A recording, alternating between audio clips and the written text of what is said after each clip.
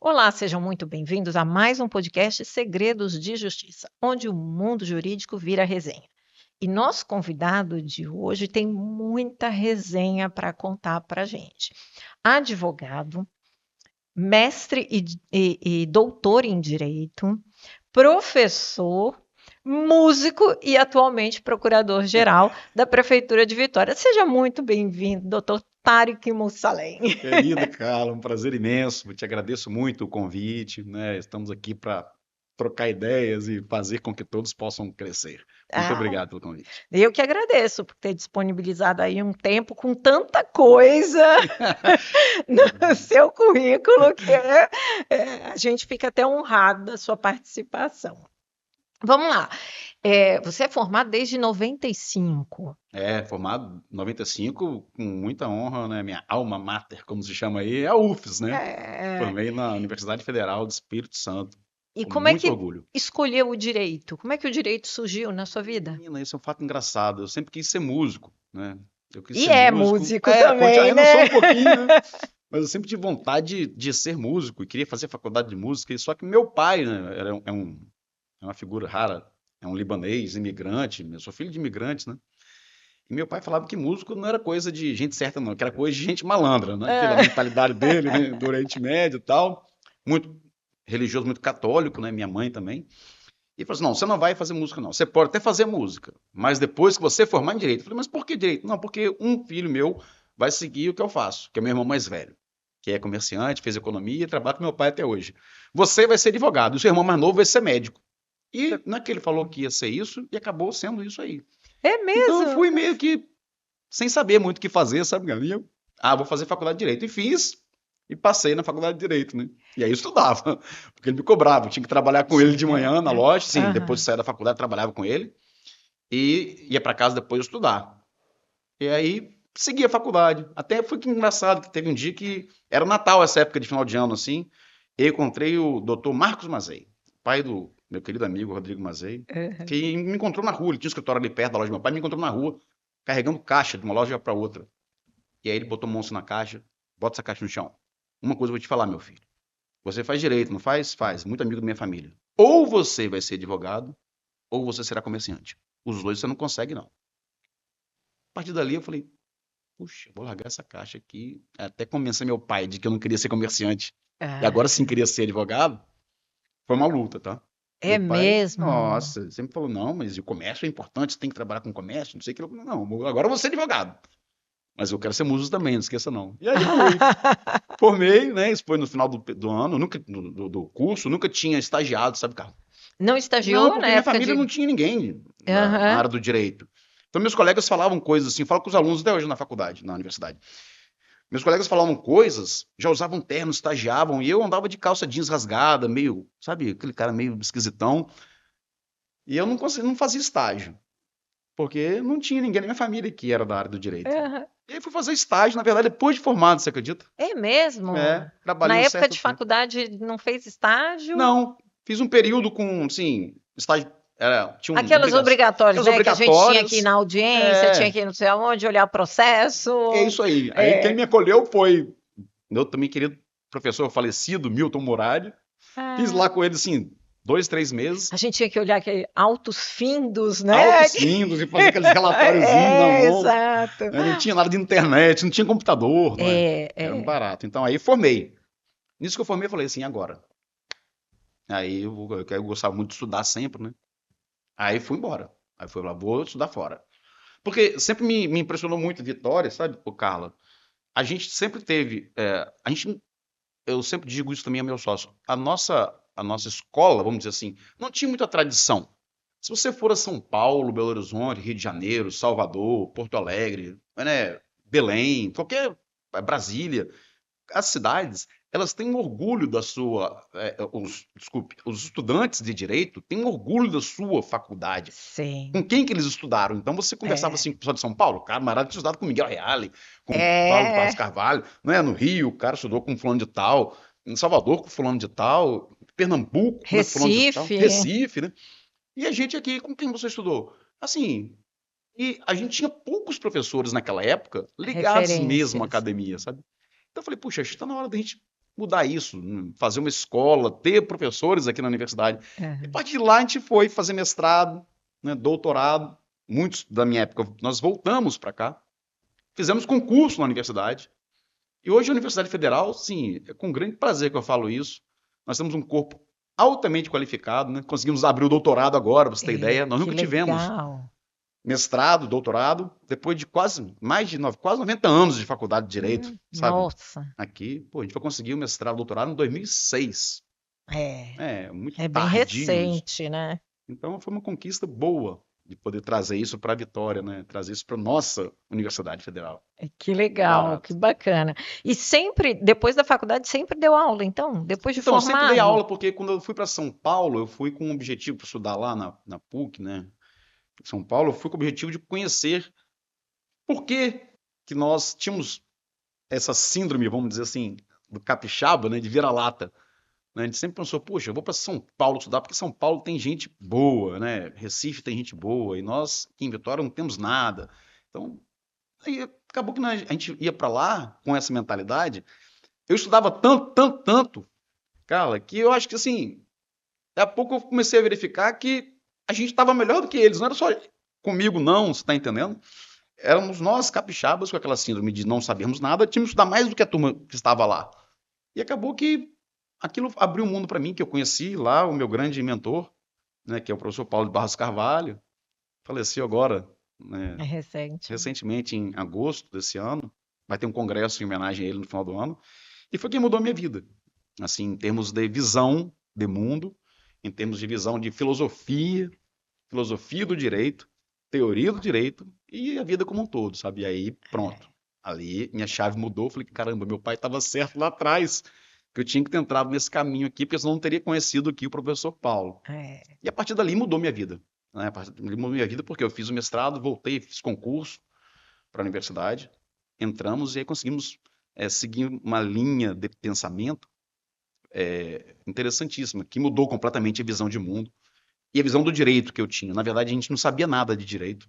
Eu tive, na verdade, uns 4, 5 professores de direito, porque foi aquela época que nós estava mais ou menos aposentando, né? Foi na época do Fernando Aham. Collor de Mello, foi um momento drástico assim para a universidade.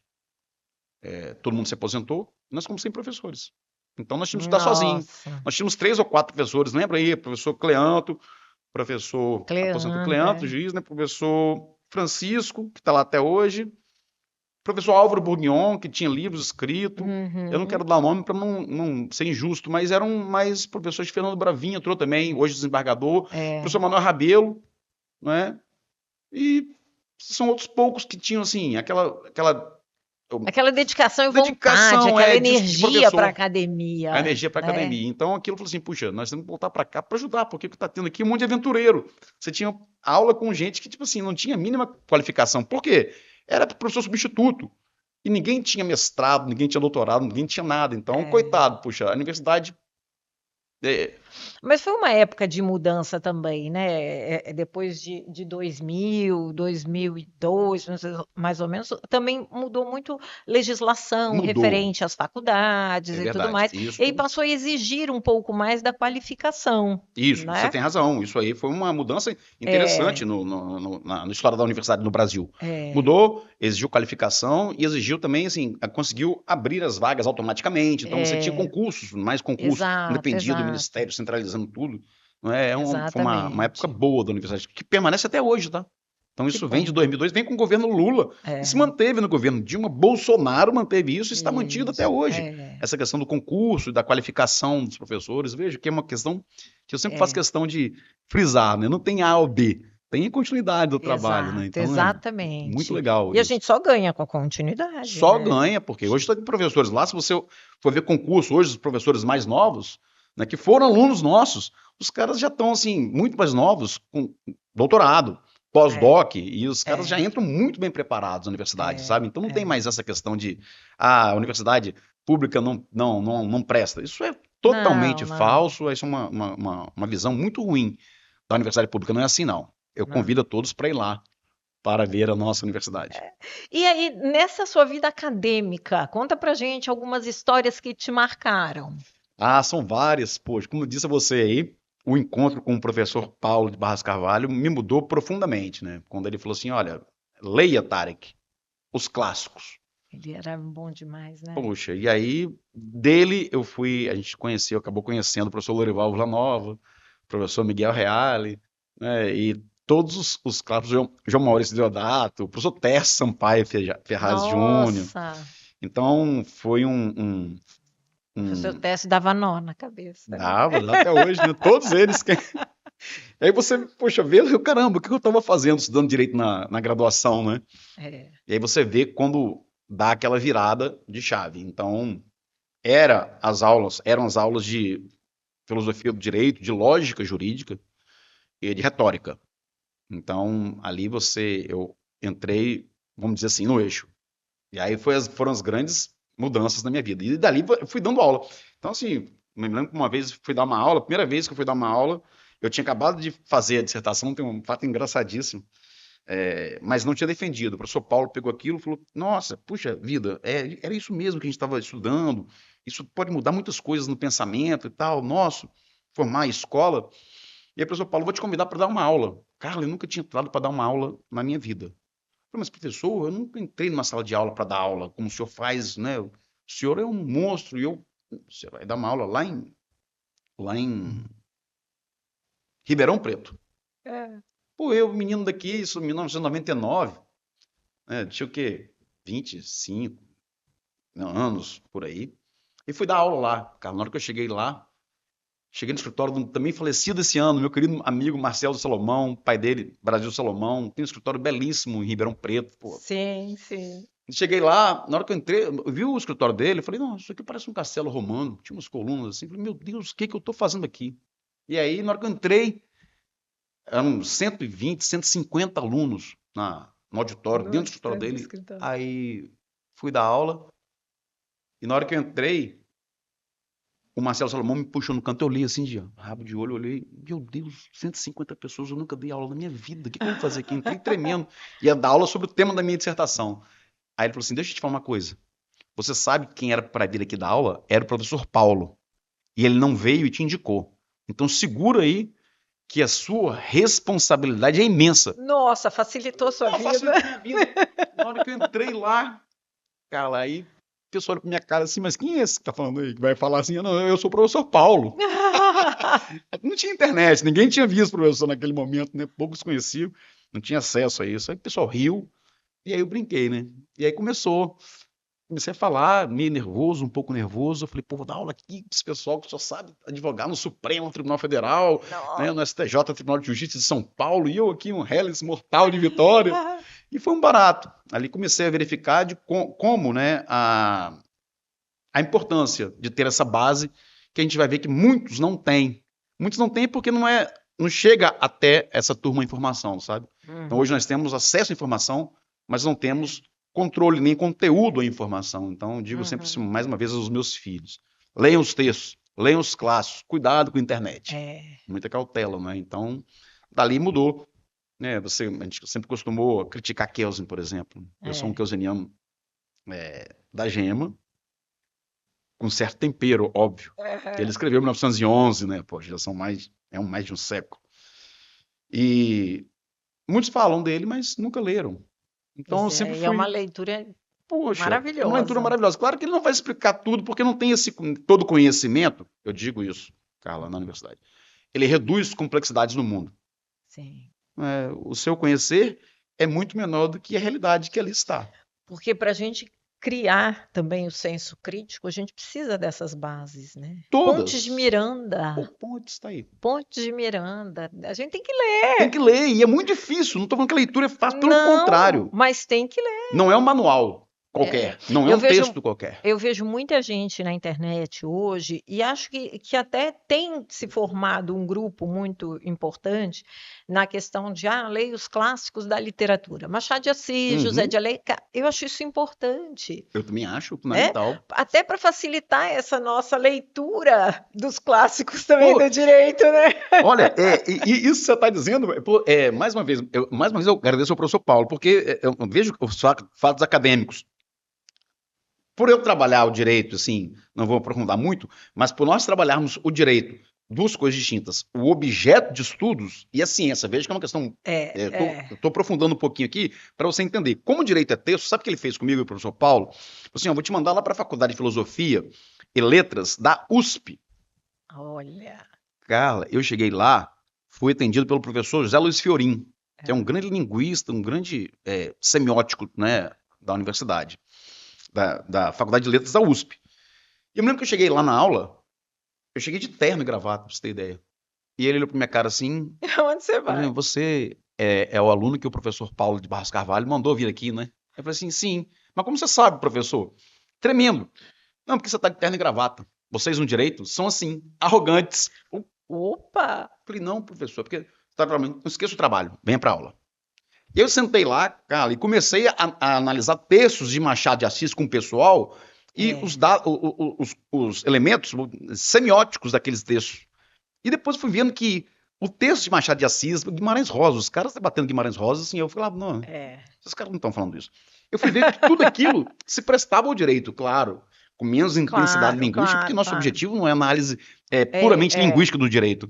Mas aquilo me deu conceitos fundamentais para nós, como conceitos de fato jurídico, fato político, sabe? Então, os clássicos, mais uma vez, sempre nos salvando, né? Pontes, né? Você lembrou bem.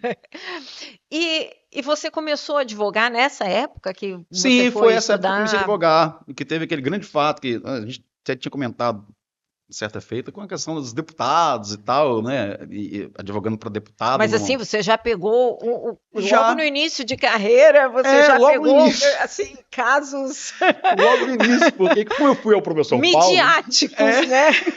Isso foi um fato engraçadíssimo. Quando eu fui ao professor Paulo, ele era da área, assim, mais ligada na parte do dia a dia ao direito tributário.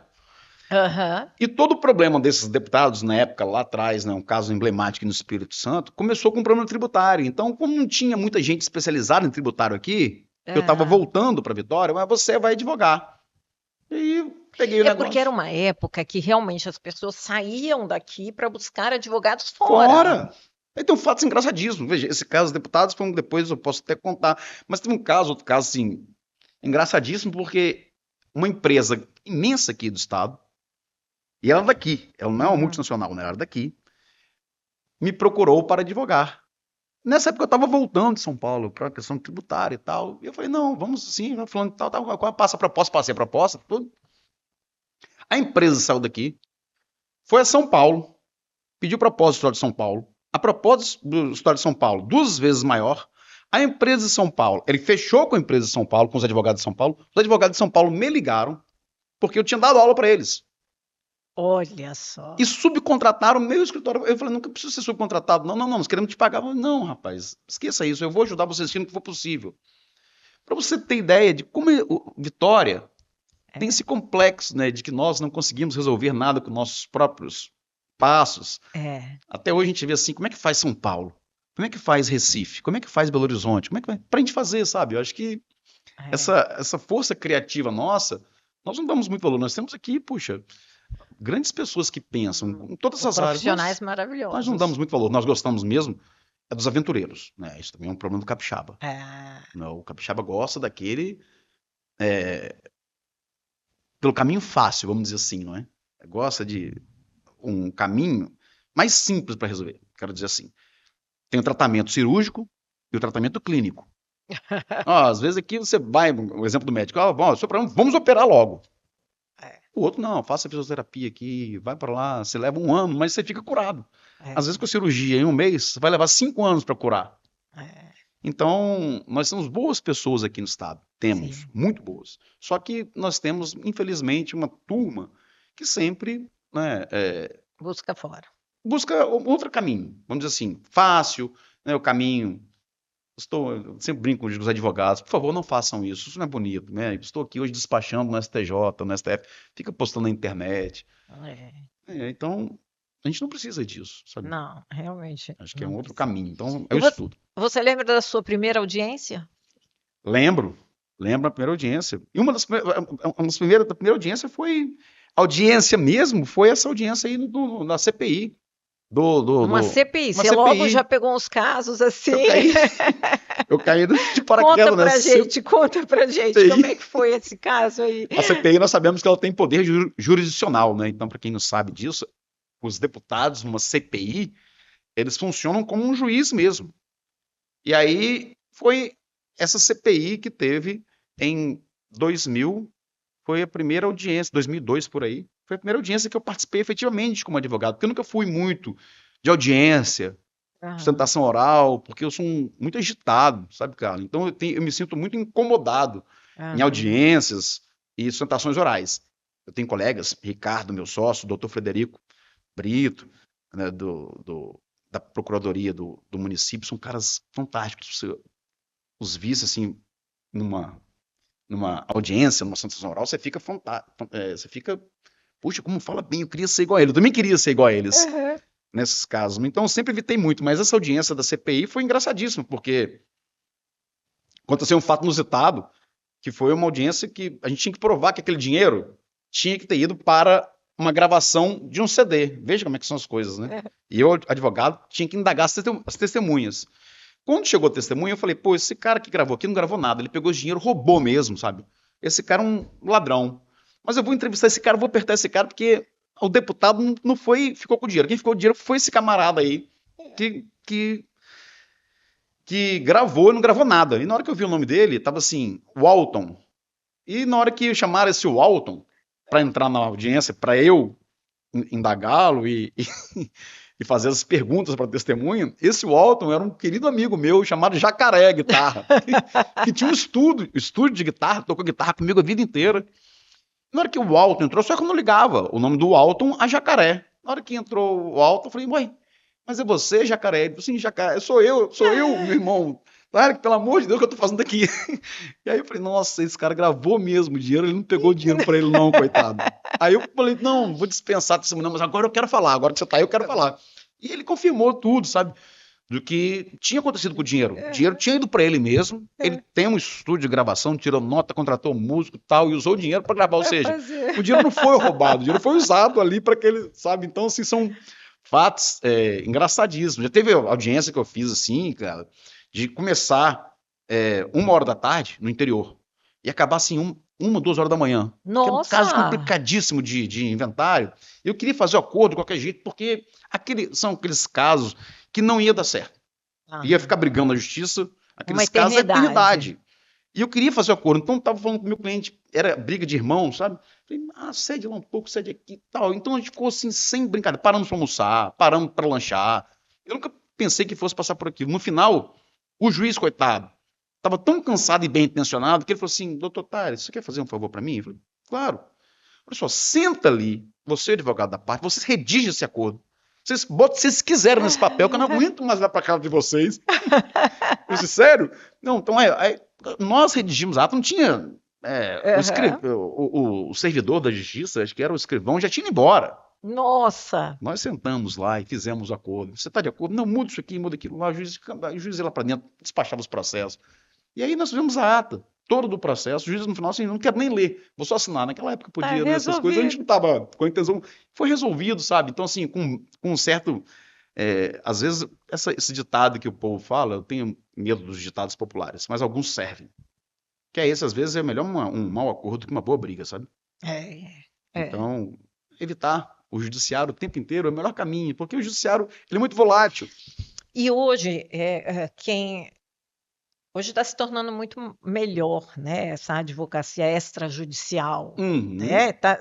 Tá nos permitindo não estar no judiciário e resolver os problemas de outra forma. Eu acho que todos os problemas, a figura do diálogo, não é um diálogo assim, essa tal de narrativa e um diálogo insincero, vamos dizer assim, falso, mas um diálogo sério, sabe? Eu tenho passado agora no Estado, não sou no município, conversando com os procuradores do Estado sobre problemas de arrecadação de ICMS. Tem que ver o nível do diálogo, né? Nós sentados à mesa para conversar. Então, a gente vai poder resolver um processo que poderia levar 200 anos de briga de repartição de receita. Um diálogo, olha, a prova é essa, está aqui, vamos aqui. Então, pô, a gente libera o judiciário de uma briga ruim para o judiciário também, porque toma tempo, custo daquilo. Então, um bom diálogo, eu sempre sugiro isso. Tentem um diálogo sincero. Todo mundo perde num diálogo e todo mundo ganha, né? Então, às vezes, é você saber dosar essa questão. Se não tiver diálogo, aí vamos brigar, mas não é o nosso objetivo a briga, né? É sempre resolver o problema. E a música sempre esteve presente na sua vida. A música né? sempre. Até em despacho com desembargador. Né? Esse fato é engraçado, porque uma vez eu estava, como acabei largando a música para estudar. E aí fui para São Paulo, tive que largar a música, mas eu sempre tive meus mesmos amigos de infância tocando junto. Então, na hora que... Você sempre teve banda? Sempre fui... tive banda, andava com os músicos. Começou a tocar com que idade? Você toca o quê? Com 15 anos. Eu toco praticamente assim, vários instrumentos, mas hoje eu toco... Hoje eu tô tocando mais baixo, contrabaixo, né?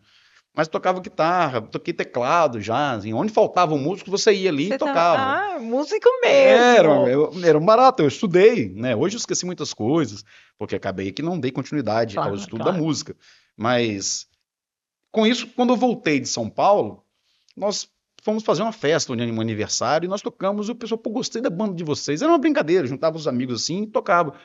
Você toca, que toca. Aí tinha um dono de um bar e foi tocando. Aí isso foi 2003, 2004, por aí. Aquele bar em frente à FDV. Aí o Turquezu, meu irmão abriu esse bar, era do meu irmão. Era comida árabe da minha mãe, até faço propaganda aqui pra eles. Né? Ele vai ficar muito feliz. A gente toca lá até hoje. Ele remontou o bar depois, ali na Avenida Rio Branco. Mas a gente tocava ali em frente à FDV. Nós montamos a chamada Banda Trilha, né? Que foi um sucesso aqui em Vitória. Isso mesmo. Né? Eu cheguei no estado em 99. Então pronto. Aí em 2000 fui para a FDV, dar aula na FDV e tal. E os alunos sempre falavam, é o Tarek. É o Tarek, dela na FDV. Pô, faculdade querida. FDV é uma faculdade querida minha, né? O Micaí, meu amigo, meu primo de longa data, eu diria assim. Mas em frente à FDV a gente tocava.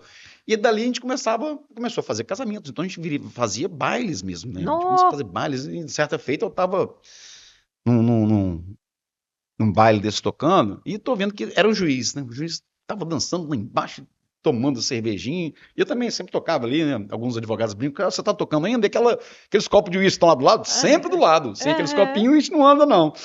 E aí, bebe daqui, bebe, toca, canta e tal. Todo mundo subia no palco, cantava. E era o casamento de uma pessoa aqui, muito influente de Vitória. Aí o juiz olhou pra minha cara assim, você tá aí? Eu falei, sim, sou eu que tô tocando. Aí ele, preciso falar com você. Aí, beleza, acabar aqui eu falo com você embaixo. Aí, o juiz estava com o meu processo. Será que ele vai falar alguma coisa do processo, que quer falar comigo aqui agora? Aí, não acabou o show, tal, nós estamos assim no balcão, ficamos tomando uma cervejinha, um uísque e conversando. E ele falou assim, rapaz, sabe aquele processo que você entrou semana passada? Sim, sei. Era processo físico ainda, hein, Carlos? Você lembra disso, né? Então o negócio não andava rápido assim. Sei como é que é. É assim, assado. Assim, olha, rapaz, eu concordo com aquele negócio lá que você escreveu. Muito bem feito. Por sinal, eu falei, caramba, que maravilha, rapaz, vou resolver o problema do cliente, ele vai dar liminar. Cara, naquilo ali eu fiquei todo feliz com o negócio. Chegou na segunda-feira, foi sábado, né? Chegou na segunda-feira, eu logo liguei pro cliente, vem cá, nós vamos ganhar o conselho, acho que a liminar vai sair. O juiz encontrou comigo na festa e eu tomei cerveja com ele e um uísque, e nós vamos conseguir a decisão. Tranquilo, então a empresa vai bombar aqueles negócios todo do cliente, vou aumentar seus honorários. Aí, e ele tinha falado comigo, o juiz, quarta-feira você passa lá no gabinete que a decisão estará lá. Pode ficar tranquilo. Rapaz, quarta eu fui lá, Carlos. O que aconteceu? Na hora que eu peguei o processo, negada a liminar, né, indeferido o pedido liminar, e quem tinha assinado era outro juiz. Ou seja, o juiz passou mal, não sei se foi por causa da bebida, no sábado, na segunda, na terça, na quarta, ele não foi trabalhar. O outro juiz pegou o processo, negou a liminar, tá bom? Não. Falei, rapaz, aí eu encontrei com ele, meu processo lá, você falou que ia... Rapaz, eu passei mal na segunda, na terça e na quarta, e tive que pedir licença. O substituto entrou e deu a decisão contrária. Nossa! Aí eu falei, tá vendo como é que funciona o advogado? O advogado precisa do texto. Não precisa de conversa fiada. A gente quer que a decisão do juiz esteja lá. A gente não quer que o juiz converse com a gente na festa de casamento para negar liminar. Então, é um barato, assim, essas ideias da música ligadas, né? O Petrônio, que era o cantor da trilha, hoje ele está com uma banda aí chamada Bando. Até hoje, eles tocam aí na noite, e é interessante como é que ele vai lá, e começa, pô, Petrônio, aquele processo seu tá lá, aquele outro aqui, você vai perder, e começa aquela confusão, né? Mas sempre com muita brincadeira e seriedade, porque isso tá na nossa construção, né, Carla? A pessoa que é errada vai ser errada na música, vai ser errada na vida toda, né? Então, é mó barato você poder lidar com essas questões e contar as histórias, né? É isso que fica. Já teve casos ali de tocar e encontrar a parte contrária. Vamos fazer aquele acordo, rapaz? Vamos fazer. Não, vamos, rapaz, não tem problema. E dali resolvia muitos problemas, sabe? Era olha que legal. Era um barato. Fora daquele ambiente mais formal, né? Poxa, mais tranquilo, né? E era um barato, sabe? Você tocar e depois lembrar. As pessoas lembravam daquilo. E muitas vezes a gente esquecia disso, né? Já veio uma vez que eu tava brincando no final de um casamento, brincando, e eu tava rindo, os caras contando piada e a gente rindo igual um bobo. E eu contava piada boba. Aí um camarada chegou assim, na roda com a gente, falou assim, rapaz, só pensar que eu fui aluno desse cara e estudei pelos livros que ele escreveu, e esse cara tá aqui contando piada como se fosse uma pessoa mais simples do mundo. Eu falei, cara, mas nós somos assim, sabe? Ele, pô, professor, um barato, não sabia que isso era assim pra mim, eu sou uma pessoa séria, brigona, brigava com os outros. Eu falei, não, rapaz, nunca fui assim, nunca serei, né? Então, barato você vê isso. E de toda a sua advocacia aí, quais os casos, assim, conta pra gente mais algum caso que lhe marcou mesmo? Poxa, nós tivemos, sim, casos de repercussão também importantes, poxa, tirando os casos de grandes empresas, que é mais a nossa área por conta da questão da área tributária, mas eu já tive casos em que eu advoguei para alguns, um juiz afastado pelo tribunal. E aquilo, o caso era tão importante para ele, e eu tinha visto que tinha tanta coisa errada no processo, que aqueles fatos que todos estavam narrados pelo Ministério Público tinham sido todos recortados. Então, assim, Carla, eram recortes de gravações telefônicas. Nossa. Mas descontextualizadas, assim, com uma certa, diria até maldade, sabe? Porque o sujeito, ele não pegava o que o Ministério Público escrevia e saía, no Ministério Público, vou fazer assim, o que vocês querem. Então ele tinha muita autonomia. E esse caso era no Tribunal Federal da Segunda Região. Eu vou até dizer o nome dele, porque ele é um desembargador federal hoje, que é o Dr. Macário, que é um camarada, porque eu tenho porque eu tenho um grande respeito, porque é um grande conhecedor, e é uma boa alma, um coração ótimo. E ele é desembargador federal hoje, então naquela época o tribunal o afastou, sabe? E foi, assim, um momento tenso, nós passamos dentro do tribunal, você vê aquele clima ruim, não é, contra você, e o Macário com muita sensibilidade, nós como advogados dele, eu e o Ricardo, que é meu sócio também, fomos com muito jeito, não é hora de recorrer, não faça isso, né? Então você, como advogado, saber o tempo, veja a questão da experiência, você, cara, sabe muito bem isso, você é uma figura única, às vezes saber o momento, olha, não faça o recurso, ou, vamos deixar o recurso mais para frente, ou deixa isso aí para apelação, não entra agora, deixa isso para o recurso no STJ, não sódio, por exemplo. Então, essa experiência toda, a gente conquistou junto com ele, porque quando o juiz, ele é réu, é muito ruim, porque ele não sabe o que faz. Quando eu digo isso, porque ele nunca advogou, ele sempre teve a caneta na mão. Não estou falando que o juiz é uma pessoa má, não, pelo contrário. Não, pelo contrário. Mas o juiz, ele está ali para decidir. É igual eu colocar você para decidir, me colocar para decidir. Eu não sei decidir, não é? Eu tenho muita dificuldade. A estratégia é diferente. Totalmente diferente, entendeu? E aí, não faça isso. Até um dia que ele falou assim, vai fazer recurso ou vou destituir vocês do processo. Eu falei, então você destitua. Aí ele, simplificando, eu vou fazer então recurso. E fez recurso. E foi quando, assim, processo que era para ter encerrado em 2 anos, voltou por 10 anos. Então ele ficou afastado mais 10 anos. Ele vai te provar tudo isso que eu estou falando. E aí, no final, ele retorna já sem qualquer condenação, absolvido por todo o tribunal, e já tinha tempo para ser desembargador federal. Então, por antiguidade, ele foi para desembargador federal. Hoje ele é um belíssimo desembargador, né, com uma mentalidade assim, Sim. garantista, isso é legal. Então, esse caso foi um caso emblemático. Depois, um dia, se tiver mais, isso está no livrinho escrito lá, que nós já passamos bons bocados, né, em operação, Hurricane, É mesmo? nossa, a gente estava na linha de tiro, na linha do fogo, né, Ah, no Rio de Janeiro, a gente em reunião com os nossos clientes e de ter, assim, situações constrangedoras. nossa. Constrangedoras. Essas são questões mais secretas, mais Sim, sigilosas, que eu sim, gostaria de sim. reservar, mas Claro. eu te conto isso depois, pessoalmente, que nós passamos, não é simples, Momentos não. tensos, Tensos, né? tensos. Nós Tensos. paramos na delegacia da Polícia Federal, Nossa, e sabe? já foi ameaçado durante isso, Não, né? nunca foi ameaçado, não, porque eu sempre agi com muita parcimônia e muita calma. O Aham, ex-adverso não é um inimigo, não é? aham. Ele apenas não é ex-adverso, eu sempre ajo com muito respeito. Mas nós tivemos que ir, porque estava havendo uma investigação sobre uma outra figura que acabou embolando com o nosso cliente Uhum. e nós acabamos todo naquele momento tendo que Nossa. tomar uma atitude que não era melhor. E aí Uhum. nós fomos, não, então nós vamos todo mundo para a delegacia e fomos. Né? Depois nós vamos descobrir lá o que aconteceu. Aí outra história longa, muito longa, mas um barato. E como é que hoje você se tornou procurador-geral A velha e do boa município de FDV. A FDV, Vitória? eu faço eu tive muito orgulho em ser professor da FDV até 2006. Mas o Lorenzo, prefeito, nosso Lorenzo Pasolini, querido prefeito de Vitória, muito bem avaliado por sinal, ele foi meu aluno na FDV.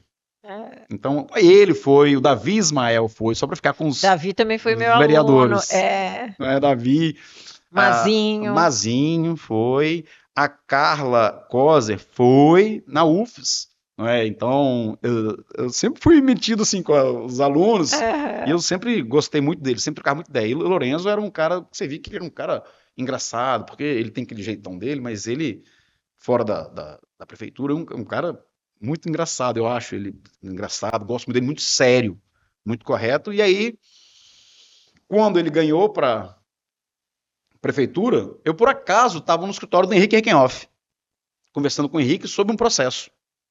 E ele entrou, ô mestre, você está aí? Eu falei, ô meu prefeito, você está eleito, parabéns. E Henrique falou, olha só, Tarek, eu não queria falar para ele não, mas você vai ser, Tarek, o procurador-geral. Eu falei, mas peraí, isso aqui é tudo por acaso e eu vou ser procurador-geral assim?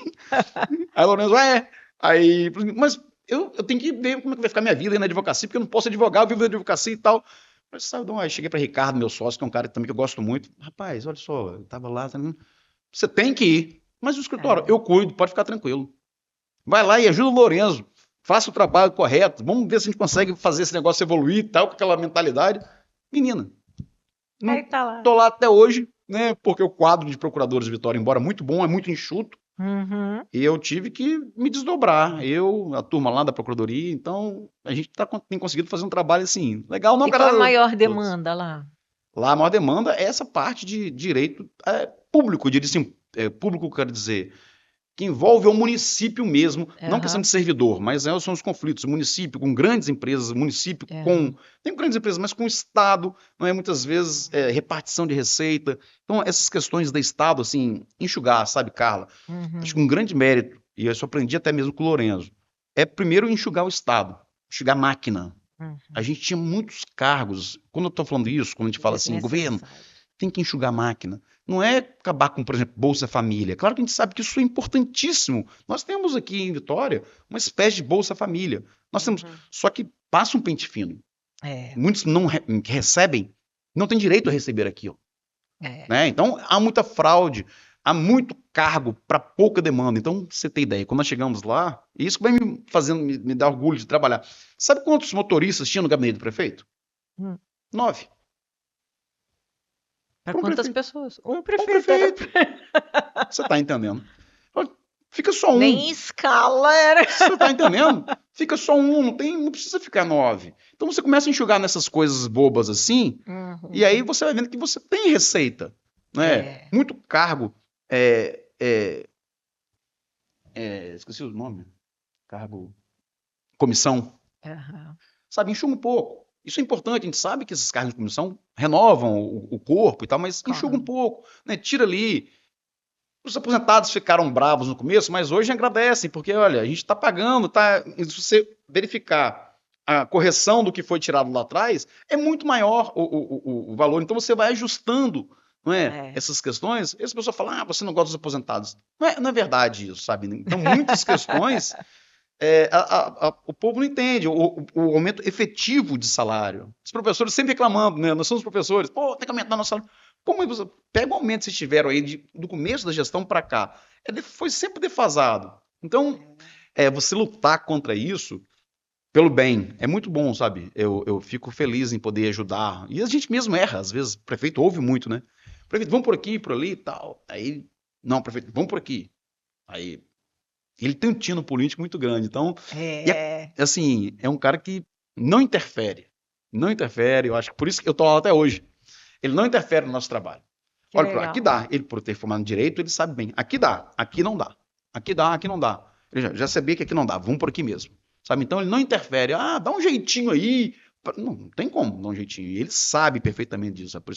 Por isso que, a meu ver, ele é... Eu continuarei com ele assim, até quando ele precisar. Claro que a gente cansa, né? O escritório precisa da gente.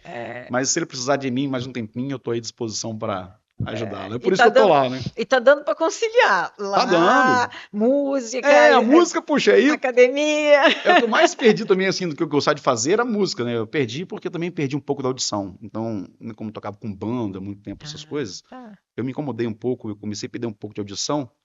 E aí a banda não ficava mais confortável para eu tocar, né? Com bateria, com aquelas coisas. Aí eu calmei. Fui para MPB, que eu sempre gostei também. Hoje toco som muito acústico. MPB, som acústico, né? Uma coisa mais calma, música regional e tal.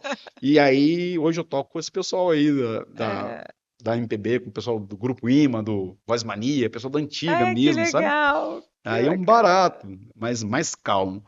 Continuo fazendo tudo ainda, mas com menos intensidade, né? Que legal. Nossa, que a gente ficaria horas batendo papo, né? Poxa, já passou rapidinho. Já passou rapidinho. Meu Deus do céu.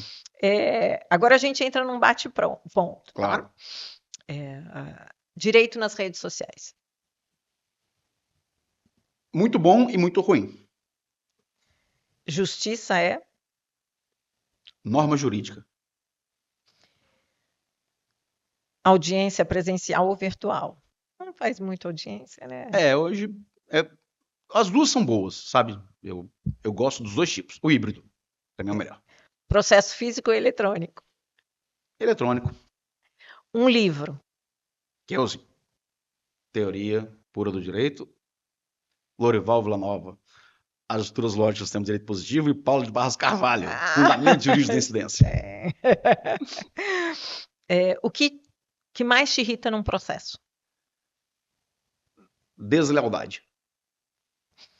E o que você diria para quem está começando hoje? Leiam os clássicos. Se não fosse advogado, seria?